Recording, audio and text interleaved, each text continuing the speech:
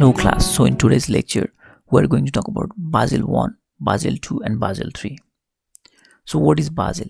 Simply speaking, Basel is a document related to banking supervisions and regulations. So we can say that Basel is a term or word related to banking and financial sectors. So this is the general outline of this video. What is Basel and BCBS? And why Basel came and the objectives of Basel. What is CAR ratio with an example? What is RWA, risk weighted assets ratio with an example? Main components of Basel. And our last heading is key difference between Basel 1, Basel 2 and Basel 3. So here one thing you need to note is under the components heading, that means under the second last heading we have components of Basels. So only the components are listed, but the detailed explanations are provided under the sections of difference between Basel 1, Basel 2 and Basel 3. Okay, now let's go to our first heading. What is Basel and BCBS? So what is Basel? Basel is the name of city in Switzerland. So simply speaking, Basel is the place in Switzerland. But here under banking sector, Basel is the set of banking rules that BCBS writes. So here what is BCBS? Is the committee name or group of central bank members of different countries. So again, why name Basel? International banking regulations Basel 1, 2 and 3 were developed here by BCBS. So again, why BCBS? What is BCBS? Basel Committee on Banking Supervision.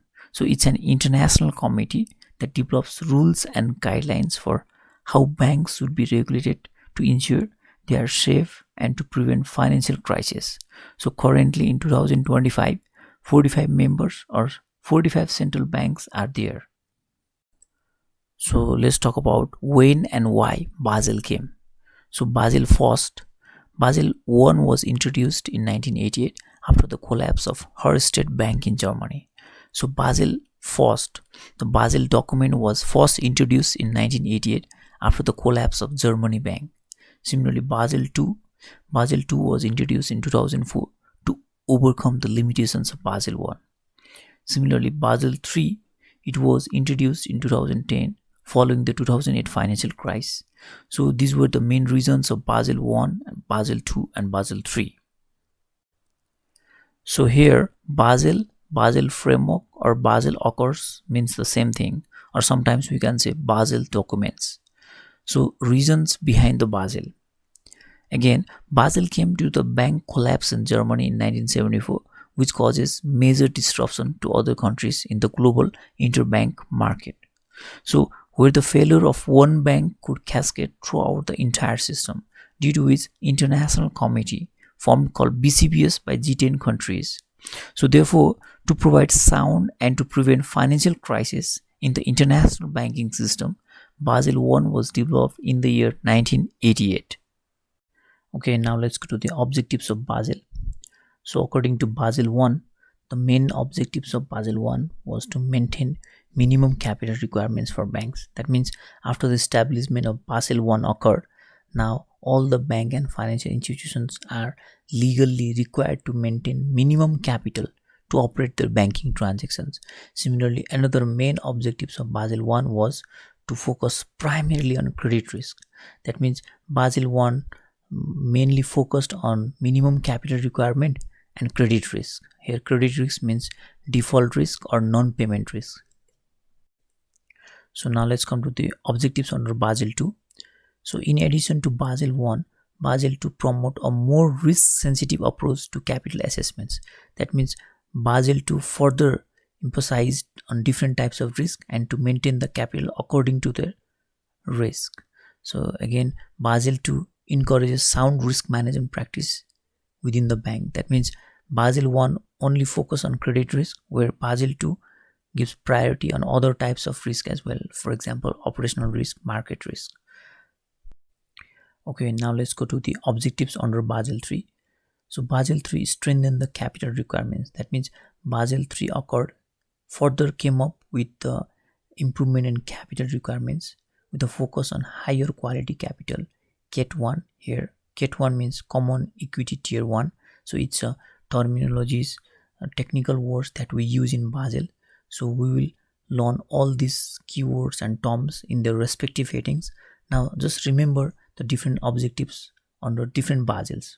So another objectives of Basel 3 was to introduce a leverage ratio to limit the excessive borrowing. Here again, leverage means how much debt is being used in compared to the company's own capital or bank's own capital. Similarly, Basel 3 another objective was to maintain liquidity standards. That means Basel 3 came up with another major objectives, that was to maintain the liquidity, where LCR is a short-term liquidity maintenance and NSFR is long-term liquidity maintenance. So to ensure the liquidity resilience of a bank. Similarly, the another objectives of Basel 3 was to implement capital buffers. Here buffer means extra, so capital buffer means extra capital to absorb losses during the economic downturns. Similarly, the another objectives of Basel 3 was to promote a macroprudential perspective to address systemic risk in the banking sectors. Here macroprudential means macro level policy which ensures the stability of overall banking and financial sectors rather than the individual or micro level banks. So these were the main objectives of Basel under different Basel occurs. Okay, before going to the major components and differences of Basel, at first let's understand the basic components of Basel. So the basic or the fundamental components are capital adequacy ratio, risk-weighted assets, tier 1 capital and tier 2 capitals. So these are the basic things you need to understand before going to the major components and differences of Basel 1, 2 and 3. So now let's go through the capital adequacy ratio. CAR. Here CAR means capital adequacy ratio. It is also known as capital to risk-weighted assets ratio. It measures banks' capital in relation to risky weighted assets, and the formula is bank's total capital divided by bank's risky assets, where bank's total capital is the sum of tier 1 capital and tier 2 capitals. Similarly, here bank's risky assets means risky weighted assets or RWA. Again, we will learn all these terms in details. For now, just remember that the CAR ratio, the formula is bank's total capital divided by bank's risky assets. Okay, for simplicity, I just took Basel 1 CAR ratio. So according to Basel 1, the CAR ratio is 8%. That means CAR ratio differs according to the Basel 1, 2 and 3. So again, to understand the CAR ratio, let's understand at first the upper part and the lower part of CAR ratio. So here, what is capital and assets? So here capital means owners or shareholder own money invested in the bank. Similarly, the assets means in banking sector, banks assets are loan given to the customers. So again, the assets is further classified into two categories: safety assets plus risky assets. So what is risky assets? Are those assets which have less probability to repay the debt amount. Okay, now we know that CAR means simply the ratio between total capital and bank risky assets, where again the total capital is classified into tier 1 plus tier 2, where bank risky assets means only the risky assets for bank, not the total assets. Here one thing you need to note is total assets is a sum of safety assets plus risky assets, but in formula we only consider bank's risky assets or risky assets, where risky assets are those assets which have less probability to repay the debt amount. Now to understand the tier 1 and tier 2, let's go in details. So what is tier 1 capital? Tier 1 capital is a bank's own strong money or core capital, which further includes common shares, that means common equity shares, money invested in by the owners, share premium, stock or share surplus, retained earning, profit that banks has accumulated over time, and similarly general reserves. And similarly under tier 2 capital is bank's additional, supplementary or backup money, which includes revaluation reserves, that means extra value of bank's assets after increasing the price, and similarly the hybrid instrument, equity money plus debt money, and similarly the subordinated debt or extra borrowed money for safety. So now we know that total capital means combination of or sum of tier 1 and tier 2, where tier 1 includes this general reserve and common share premium, return earning, and where tier 2 includes revaluation reserves, hybrid instruments, subordinate debt, etc.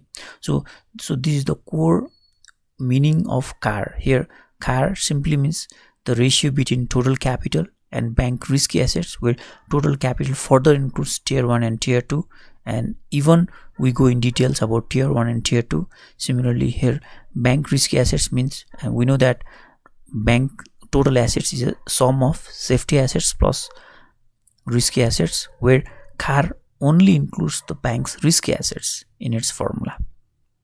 So to understand it, again, let's make an example.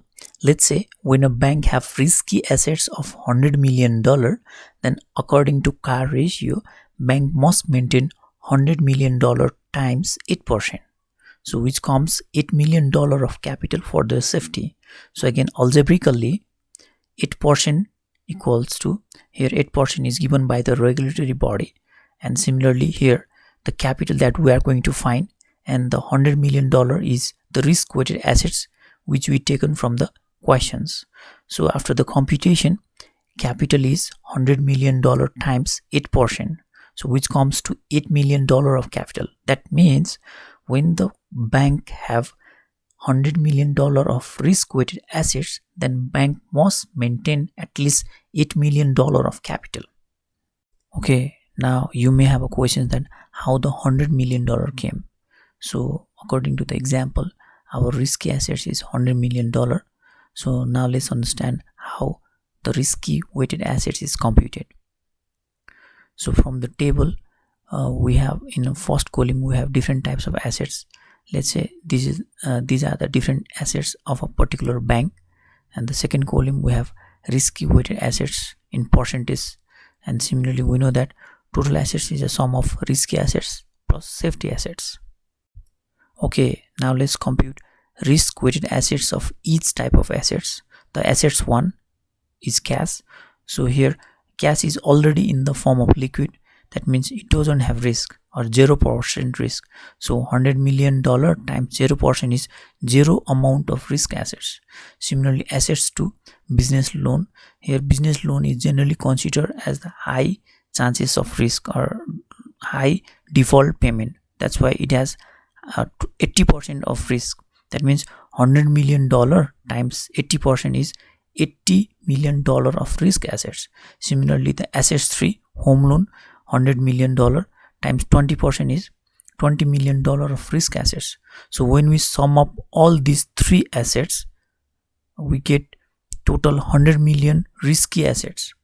So out of 300 million, we get 100 million risky assets and 200 safety assets. So again from formula, risk weighted assets formula is assets 1 multiplied by risk weighted 1 plus assets 2 multiplied by risk weighted 2 plus assets 3 multiplied by risk weighted 3. So therefore from this simple example, the bank risk amount or exposure amount is $100 million. So up to now we learned some of the basic components of Basel's CAR ratio, risk weighted assets, tier 1 and tier 2. Now let's go to other major components of each Basel. Okay, the main components of Basel 1, Basel 2 and Basel 3 are, so under Basel 1 we have only one pillar or only one chapter. Similarly under Basel 2 we have 3 pillar systems, and again similarly under Basel 3 we have same pillar system but the components are extended. So now let's go in details about each Basel components. Okay, under Basel 1, the major components of Basel 1 were capital adequacy ratio, risk weighted assets, tier 1 capital, where tier 1 capital must be at least 4% of risk weighted assets, tier 2 capital, and credit risk. So these were the major components of Basel 1. So now let's come to the Basel 2. So here one thing you need to note is all the major components are explained in details under the difference between heading. Okay, under Basel 2 in Pillar 1, it includes minimum capital ratio, still 8%, but the 4% for Tier 1. Similarly, internal rating based IRB approach for credit risk. So another component introduced was standardized approach for credit and market risk. Similarly, capital for operational risk. Now again, let's go to the Pillar 2. So under Pillar 2, we have assessment of capital adequacy beyond minimum requirements, supervisory review and intervention process. And another topic is internal capital adequacy assessments. So now let's go to the Pillar 3 of Basel 2. So Pillar 3 includes enhanced disclosure requirements for transparency, market discipline through the public reporting, qualitative and quantitative disclosures regarding risk management and capital adequacy. So these were the major components under Basel 2. Okay, now let's go to the major components of Basel 3 in Chapter 1. So under Pillar 1, we have enhanced capital requirements. Capital equity Tier 1, minimum requirement which is 4.5%. Similarly, Tier 1 capital minimum requirement is 6%. Total capital minimum requirement 8%. Capital conservation buffer 2.5%. Counter-cyclical capital buffer, liquidity requirements, liquidity coverage ratio, net stable funding ratio, leverage ratio. So these are the major components that were introduced under Basel 3. Later we will learn in details about all these terms. Okay, now let's go to Pillar 2.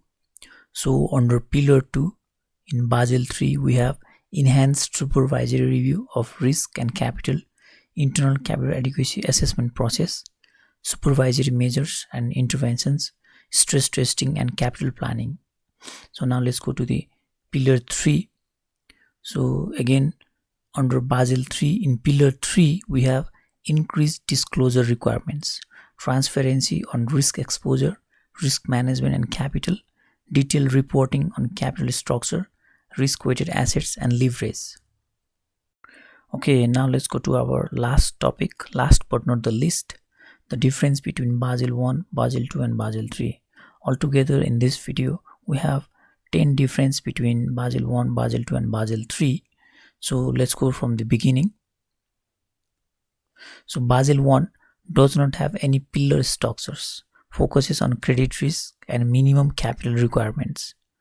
And similarly under Basel 2, it has 3 pillars: minimum capital requirement, supervisory review process and market discipline.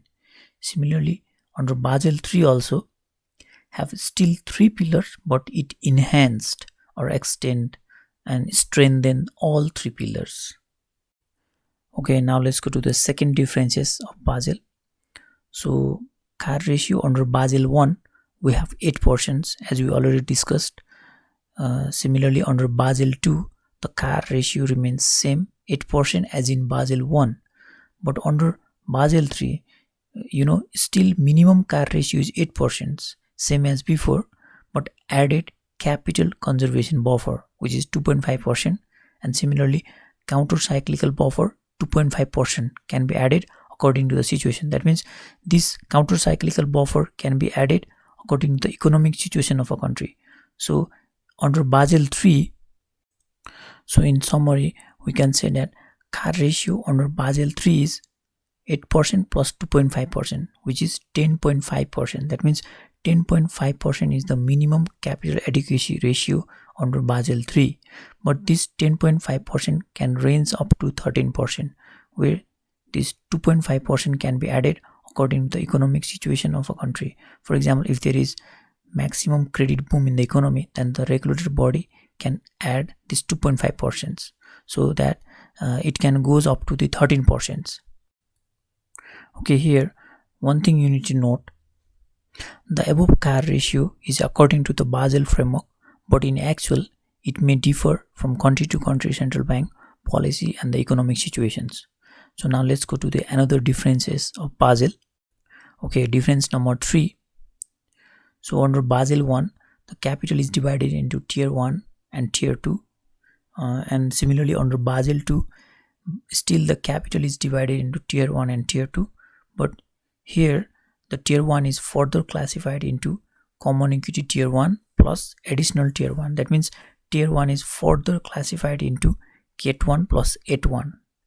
And similarly under Basel 3, same as Basel 2, but it gives strict percentage where Cat 1 should be greater than or equals to 4.5%, and similarly tier 1 should be greater than or equals to 6%. So here do not get confused. Tier 1 is equals to Cat 1 plus At 1. So now let's go to the difference number 4. So under Basel 1, there is no capital buffer. Similarly, under Basel 2, still we don't have capital buffer, but the Basel 3 introduced the capital buffer. So under capital buffer, it has two buffers. One is capital conservation buffer, which is 2.5%, and similarly another is counter cyclical buffer, which ranges from 0 to 2.5%. Here, one thing you need to note, buffer means extra capital or reserve that protect a bank from losses during bad times, and it came after the 2008 crisis.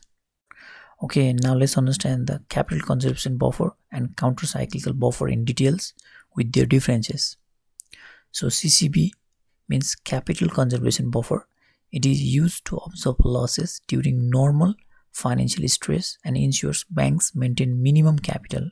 Here CCB is a 2.5% of risk-weighted assets, and it is a compulsory buffer, whereas CCYB or counter-cyclical buffer, it is used to prevent excessive credit growth or systemic risk, so which ranges from 0 to 2.5% of risk-weighted assets set by the central bank and depends upon the economic situation, and it applies only during the credit bumps.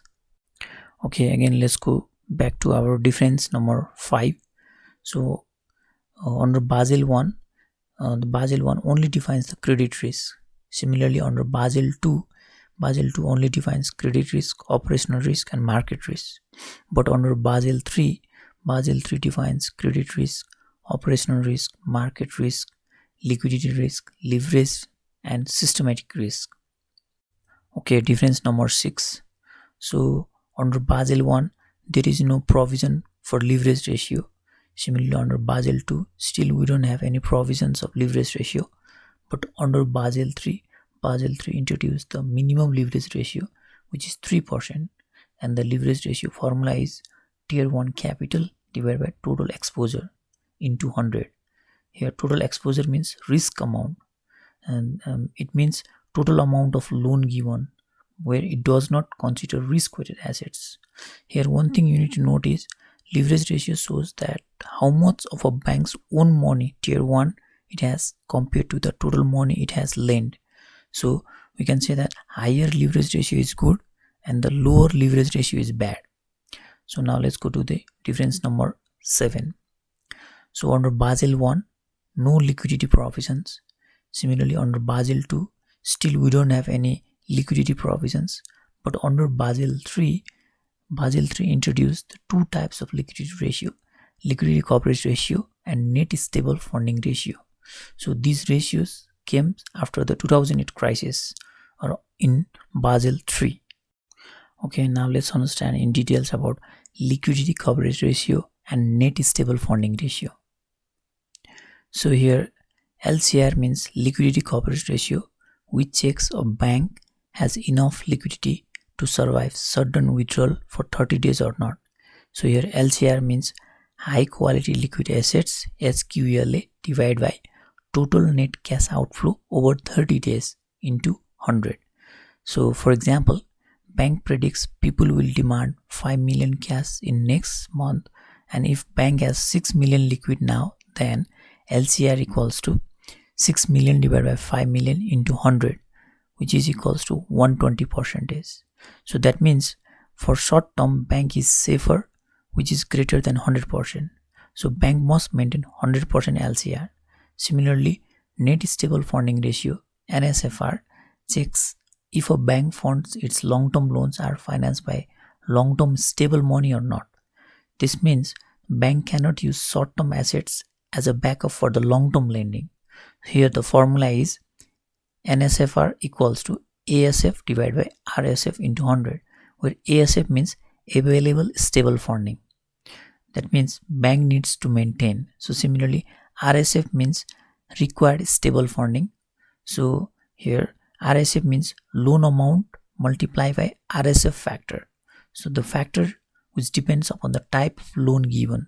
For example, if a bank required long-term loan which is 4 million but available stable fund is just 3 million, then NSFR equals to 3 million divided by 4 million into 100, which means a 75%. So this means bank is using short-term unstable money to fund its long-term loans. So lower than 100% is bad situation for bank. Okay, now let's go to the difference number 8. So under Basel 1, there is no any formal supervisory review process. But under Basel 2 introduced the supervisory review process, Pillar 2, ICAP. Here ICAP means Internal Capital Adequacy Assessment Process. Similarly, Basel 3 strengthened the Pillar 2, which further includes systemic risk, capital buffers, and liquidity risk.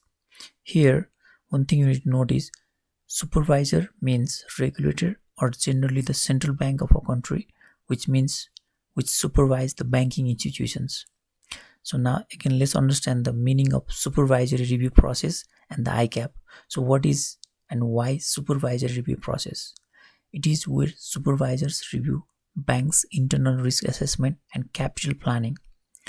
Regulators or supervisors don't just trust bank to follow the minimum capital rules, that is Pillar 1, but they also check more deeply whether banks are safe and managing risk properly or not. So it checks risks which are not captured in Pillar 1, such as liquidity risk, concentration risk, systemic risk, etc. So to promote better risk management and governance within the bank's supervisory review process is essential. So what is Capital Adequacy Assessment Process, ICAP? Here it is the bank own internal process to make sure it has enough capital to cover all the material risks, any risk that is enough to affect a bank's financial health. So it assesses the current and future capital needs and risk. So supervisors checks of the bank ICAP. So now let's go to the difference number 9. So under Basel 1 there was no formal market discipline, but under Basel 2 introduced the market discipline, which is Pillar 3. Similarly, under Basel 3 strengthened and stricter the Pillar 3. Here, market discipline aims to improve the transparency and accountability of banks, which discloses capital structure and capital adequacy, where it shows the risk exposure and risk management policy and practices. So ultimately, it helps investors and depositors to know the bank risk. So now let's go to the difference number 10. So under Basel 1 there is no provision of stress testing, and similarly under Basel 2 still there is no clear provision of stress testing, but under Basel 3 introduced the stress testing provisions, where stress testing provisions are included to assess the potential adverse economic impacts on capital reserves. Here one thing you need to note is stress testing is testing the bank's ability to survive under extreme but possible financial shocks. It identifies weak points in the bank's balance sheet. It helps regulators decide if a bank needs extra capital or buffers. So these were the main differences of Basel 1, Basel 2 and Basel 3. So any comments? Thank you.